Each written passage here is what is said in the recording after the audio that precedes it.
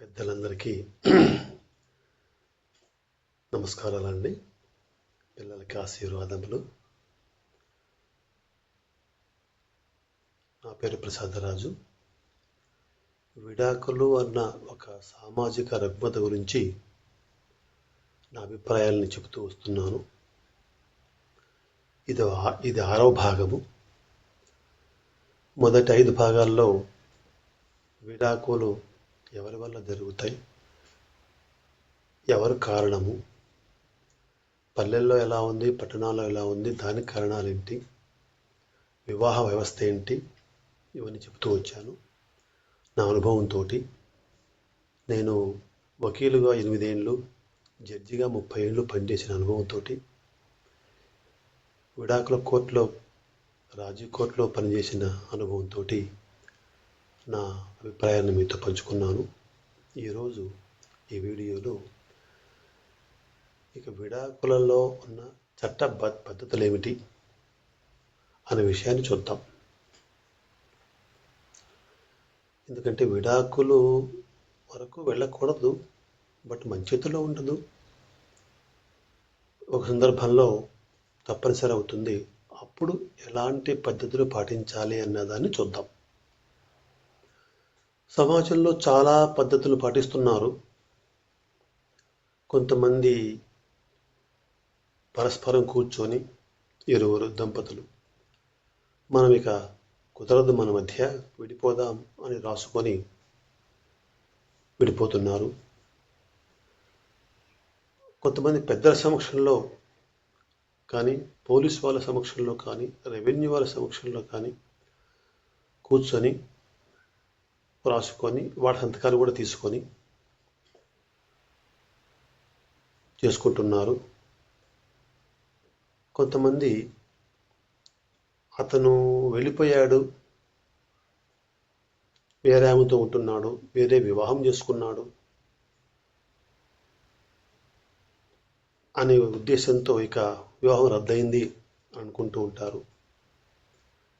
కొంతమంది అతను ఎక్కడో వెళ్ళిపోయాడు, నీకు ఎక్కడున్నాడో తెలియదు, అసలు బతికున్నాడా లేదా, ఎక్కడున్నాడు, ఎలా ఉన్నాడు, అసలు ఉన్నాడా లేదా ఏమీ తెలియదు, కాబట్టి రద్దయింది అనుకుంటారు. సరే, ఇలా చాలా పద్ధతులు పాటిస్తూ ఉంటారు ప్రజలకు వాళ్ళు తెలిసిన జ్ఞానంతో. కానీ ఇవి నేను చెప్పిన ఏ పద్ధతులు చట్టబద్ధం కాదు, చట్ట ప్రకారము చెల్లవు. నేను చెప్పిన అన్నీ కూడా ఒక్క విడాకులు రద్దు చేసే అధికారం కేవలం కోర్టుకు మాత్రమే ఉంటుందండి. ఎందుకంటే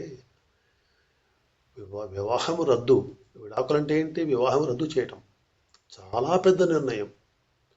దీనివల్ల ఆ ఇద్దరు దంపతులు మాత్రమే కాదు ఎఫెక్ట్ అయ్యేది, ప్రభావితం అయ్యేది వాళ్ళకున్న పిల్లలు, ఆ 2 కుటుంబాలు, కొంతవరకు సమాజము.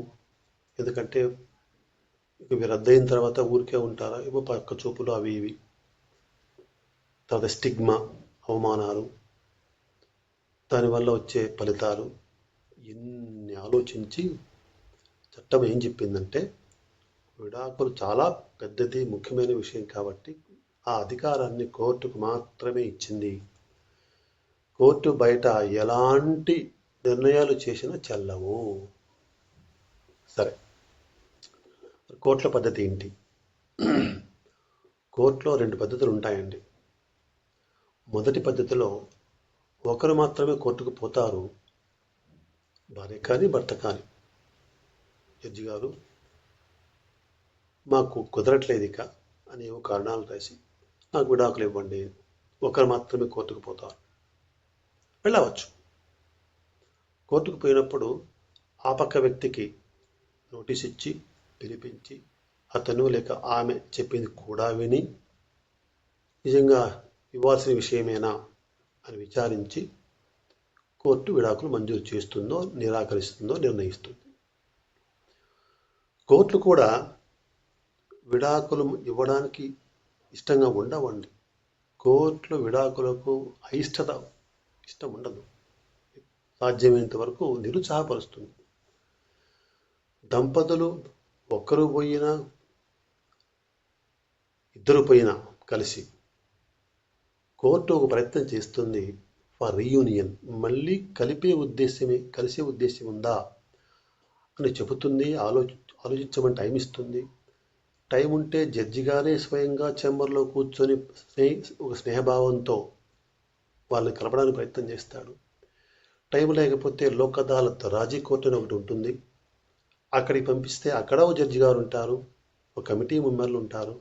వాళ్ళు కూర్చోబెట్టి దంపతుల్ని విని వీలైతే కలిపే ప్రయత్నం చేస్తుంది. ఎందుకంటే విడిపోతే వచ్చే నష్టాలు చాలా ఉంటాయి కాబట్టి అవి మళ్ళీ చెప్తాను నేను. విడిపోతే వచ్చే నష్టాలు, అలా ప్రయత్నం చేసినప్పటికీ కూడా దంపతులు కలవకపోతే ఇక మీ ఇష్టమయ్యా అని విచారం చేస్తుంది. బలమైన కారణం ఉంటేనే విడాకులు ఇస్తుంది, ఇది ఇద్దరు ఒప్పుకోకపోతే. ఇప్పుడు ఇక్కడ ఈ కేటగిరీలో ఒకరే కోర్టుకు వచ్చారు, మరో వ్యక్తి మరి విడాకులకు అంగీకరిస్తాడా అంగీకరించడా తెలియదు.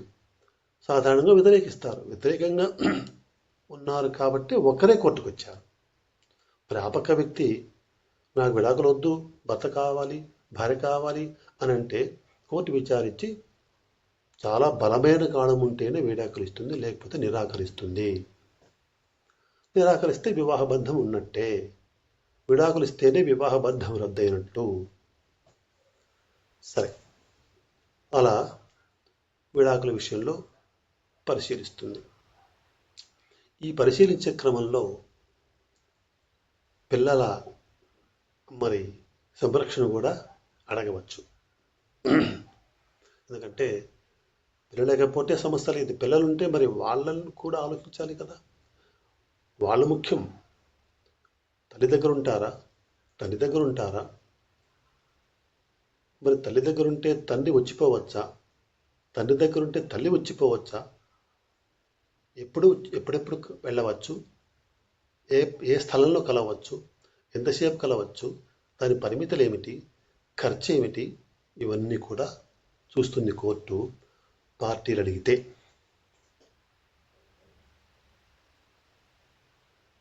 ఆ క్రమంలో భరణం అంటే పిల్లల ఖర్చు కూడా ఆలోచిస్తుంది. ఇక్కడ ప్రధానంగా మనం డైవర్స్ గురించి మాట్లాడుతున్నాము. చిల్డ్రన్ కస్టడీ, బిడ్డల సంరక్షణ గురించి అది వేరే టాపిక్ అవుతుంది. దానికి చాలాసేపు సమయం పడుతుంది కాబట్టి అది మరోసారి చెప్తాను. ఇప్పుడు చెప్తున్నది మొదటి కేటగిరీ, ఒకరు మాత్రమే కోర్టుకు పోతే ఇది పద్ధతి. ఇక రెండవ పద్ధతిలో దంపతులిద్దరూ కలిసిపోతారు. ఎందుకంటే ఒకరే కోర్టుకు పోతే చాలా టైం పడుతుంది, డైవర్స్ విడాకులు వస్తాయన్న గ్యారెంటీ ఏం లేదు. అలా కాక ఎందుకు ఈ ఘర్షణ, టైం తీసుకోవడము, వస్తుందో రాదో అనే పరిస్థితి ఎందుకు, కలిసిపోదామని అనుకుంటే దంపతులు కలిసి కోర్టుకు ఒక అర్జీ ఇవ్వవచ్చు. మేమిద్దరము పెళ్ళైంది వాస్తవమే, బట్ మాకు కుదరలేదు, మాకు విడిపోవాలనుకుంటున్నాము, మాకు విడాకులు మంజూరు చేయండి అని ఇరువురు కోర్టుకు పోవడం రెండో పద్ధతి. ఈ పద్ధతిలో కూడా ఇరువురు పోయినప్పటికీ కూడా పోయిన వెంటనే కోర్టు విడాకులు మంజూరు చెయ్యదు. దాన్ని కూలింగ్ పీరియడ్ లేక వెయిటింగ్ పీరియడ్ అంటారు. అంటే ఆ విధంగా అర్జీ ఇచ్చిన తర్వాత సుమారు 6 మాసాలు కోర్టు వాయిదా వేస్తుంది. మొదట విచారిస్తుంది, నిజంగా మీరు కలిసి విడాకులకు అడుగుతున్నారా? అవునండి అంటే సరే 6 మాసాల తర్వాత రండి. ఎందుకండి 6 మాసాలంటే ఇందాక చెప్పాను నేను, కోర్టు విడాకులకు వ్యతిరేకము, అంటే మళ్ళీ కలపడానికే ప్రయత్నం చేస్తుంది. కాబట్టి ఒక 6 మాసాలు ఇస్తే, టైం ఇస్తే దంపతులు మళ్ళీ కలుస్తారేమో అన్న ఆశ, పునః పరిశీలించుకుంటారేమో, ఆలోచించుకుంటారేమో అని టైం ఇస్తుంది. 6 మాసాల తర్వాత వాళ్ళు మళ్ళీ వచ్చినప్పుడు డేట్ ఇచ్చి ఉంటుంది. ఆ డేట్ వచ్చినప్పుడు కూడా మళ్ళీ అడుగుతుంది కోర్టు, ఏమయ్యా ఇప్పటికే ఇంకా విడాకులు అడుగుతున్నారా, కోరుకుంటున్నారా అని. అవునండి అని అంటే సరే ఆ రోజే విచారణ జరిపి ఎందుకు అని 99 భాగాలు 99% ఇచ్చేస్తుంది. ఎందుకంటే ఇరువురు ఒప్పుకున్నారు, 6 మాసాలైనా మళ్ళీ ఒకటి కాలేదు అని ఇస్తుంది. లేదా కొంతమంది జడ్జి గారులు ఇంకా చూద్దాం, కలుస్తారేమో అని వాళ్ళని కూడా మళ్ళీ లోక్ అదాలత్కి పంపిస్తుంది, రాజీ కోర్టుకి. అక్కడ జడ్జి ఉంటారని చెప్పానా, ఒక కమిటీ మెంబర్లు ఉంటారు, వాళ్ళ దగ్గర కూడా పంపించవచ్చు. ఆయన ఆయన విచారణలో వీళ్లకు విడిపోయేంత బలమైన కారణం లేదు, చాలా చిన్న కారణాలు ఉన్నాయి, వీళ్ళని కౌన్సిలింగ్ చేస్తే, నచ్చ చెప్పితే, పరిణామాలు వివరించగలిగితే కలుస్తారు ఏమో అని నమ్మకం అనుకుంటే జడ్జి గారు ఈ సందర్భంలో కూడా ఇరువురు కోర్టుకు వచ్చినప్పటికీ కూడా పంపించవచ్చు రాజీ కోర్టుకి మళ్ళీ కౌన్సిలింగ్ ఫర్ రీయూనియన్ కోసం. అక్కడ సాధ్యం కాకపోతే కోర్టు మంజూరు చేస్తుంది ఆ రోజు కానీ మరో వాయిదా కానీ. ఇది రాజీ మూలకంగా కూడా సాధ్యం కాని కేసుల్లో విడాకులు మంజూరు చేయటం. ఈ విధమైన విడాకులు అన్ని కమ్యూనిటీస్ అంటే హిందువులు కానీ, ముస్లింలు కానీ, సిక్కులు కానీ, పారసీకులు కానీ, క్రిస్టియన్స్ ఎవరైనా సరే ఇది మాత్రం వర్తిస్తుంది. ఈవెన్ తలాక్ అనే పద్ధతి ఒకటి ఉంది ముస్లిమ్స్లో. తలాక్ ద్వారా విడాకులు పొందవచ్చు అని సుప్రీంకోర్టు కాదనింది. అయినా కొన్ని చోట్ల జరుగుతున్నాయి. అలా జరిగినప్పటికీ కూడా మళ్ళీ కోర్టుకు వస్తే తప్ప చట్టరీత్యా వివాహము రద్దు కాదు.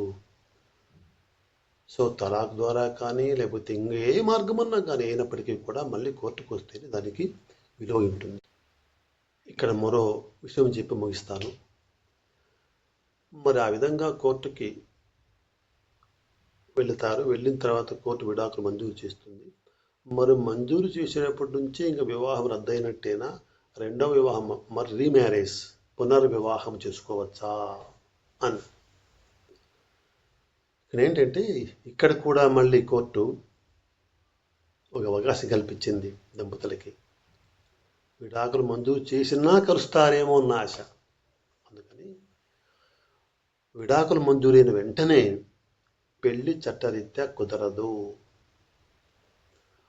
ఒక వెయిటింగ్ పీరియడ్ పెట్టారు. అంటే విడాకులు అయినప్పటికీ కూడా 90 రోజులు ఆగాలి. 90 రోజుల తర్వాత మళ్ళీ రెండో పునర్వివాహం చేసుకోవచ్చు. ఆ 90 రోజుల లోపల అప్పీలు వేశారనుకోండి, అప్పీల్ అంటే పై కోర్టుకి, కింది కోర్టు తీర్పు బాగాలేదు, లేక పొరపాటు చేసింది కింది కోర్టు, లేక మాకు నచ్చలేదు తీర్పు అనుకున్నప్పుడు అప్పీల్ పోతారు. మ్యూచువల్ కన్సెంట్ అంటే ఇరువురు కోర్టుకు పోయిన సందర్భాల్లో కూడా అప్పీల్ వేసుకోవచ్చు. ఒకరైపోయినప్పుడు సరే ఒకరైపోయినప్పుడు తీర్పు ఒకరికి అనుకూలంగానే ఉంటుంది. మరి రెండవ పార్టీ, ఓడిపోయిన పార్టీ అప్పీల్ పోతుంది. ఇలా అప్పీల్ వేశారంటే 90 రోజుల లోపల ఇంకా అప్పీల్ తెగేంత వరకు పునర్వివాహం చెల్లదు. ఆ అప్పీల్ మళ్ళీ నిర్ణయం జరగాలి. ఏమవుతుందో మరి అప్పీలు కింది కోర్టు తీర్పును రద్దు చేయవచ్చు. కాబట్టి అప్పీలు వేసిన సందర్భాల్లో ఆ అప్పీల్ పూర్తి తెగేంత వరకు పునర్వివాహం చెల్లదు. ఇది ఓన్లీ పర్సనల్ లాస్. అంటే ఇందాక చెప్పాను, ఒక్కొక్క కమ్యూనిటీకి ఒక్కొక్క మ్యారేజ్ చట్టం ఉంది. Hindu marriage act, Muslim marriages act, Christian marriages act. ఈ చట్టాల కింద రద్దు అవుతాయి కూడా. మరో చట్టం ఒకటి ఉంది, SMA స్పెషల్ మ్యారేజ్ యాక్ట్. దాని కింద పిటిషన్ వేసి రద్దు అయి ఉంటే అక్కడ 90 days ఆగక్కర్లేదు. మరి ఆ చట్టం కింద ఎప్పుడు డైవర్స్ వేయచ్చు, ఈ చట్టం కింద డైవర్స్ ఎప్పుడు వేయచ్చు అనేది కూడా మళ్ళీ పెద్ద సబ్జెక్టు, టైం చాలా పడుతుంది. అది సెక్యులర్ యాక్ట్. అంటే స్పెషల్ మ్యారేజ్ యాక్ట్ కింద ఏ కులం వాళ్ళైనా, ఏ మతం వాళ్ళైనా, ఎవరైనా వేయచ్చు. విదేశస్తులు ఇక్కడ పెళ్లి చేసుకున్నా. సో దానికి లిమిట్ లేదు. అక్కడ కస్టమ్స్ అంటే ఆచార వ్యవహారాలు చూడదు.